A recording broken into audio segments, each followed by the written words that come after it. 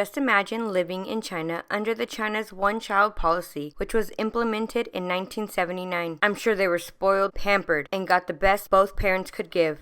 At the same time, even from a young age, I'm sure they carried a lot of expectations of making their parents proud, such as excelling in school, to be well behaved, to have a prestige career, to marry the right person. In short, to be pretty much perfect enough to justify the fact that there is only one of you. Mengqi Ji was born on April 18, 1991, in China. She was the center of her parents' world. Mengqi ended up moving to the United States in 2012 as part of an exchange program. She moved to Columbia to attend University of Missouri, and even though her parents were back in China, their relationship stayed stronger than ever. Mengqi and her mother spoke a couple times a day, every day. In 2014, she graduated from the University of Missouri with a master's degree in mechanical engineering. Shortly after graduation, she was offered a job with Nanova, a Columbia-based company that makes material for dental products and dentures. While working there as a supervisor, she met a man named Joseph Elledge, who was a student at the University of Missouri. The two hit it off, and on September 22nd, 2017, the two were married. About a year later, the two welcomed a baby girl. Mengqi ended up quitting her job so that she can stay home and care for her daughter full-time. On October 10, 2019, when the family hadn't heard from Mengqi and the calls went unanswered for 2 days, her mother sensed something very wrong and called a friend to check up on her. Early that morning, the friend stopped by the apartment that Joseph and Mengqi shared with their daughter. While at the apartment, the video friend called Karen, which is Mengqi Ji's mother, and while on the phone, Joseph stated that he had not seen Mengqi since the night of October 8th.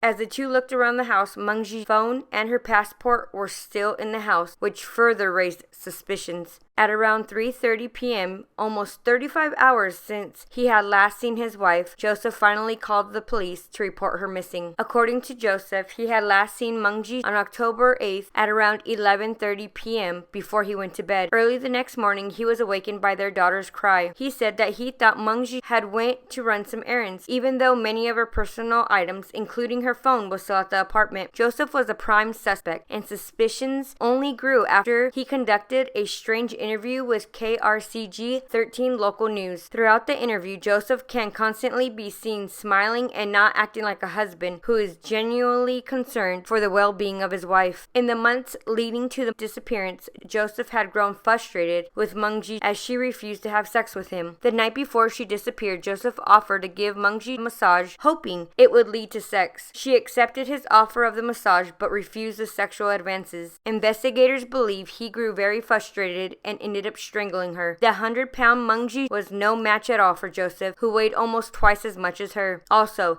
this is why there was no blood discovered in the apartment. On February 20th, 2020, Joseph was indicted on first-degree murder as well as unrelated charges of child abuse, child endangerment, and third-degree domestic assault. His trial is set to begin November 1st, 2021. On March 25th, 2021, a hiker in the Rock Bridge Memorial State Park discovered human remains. 2 weeks later, on April 6, 2021, the remains were confirmed to be those of missing Mother Mengqi Ji. Alright, you guys, well, I hope you enjoyed the case, and until next time, bye.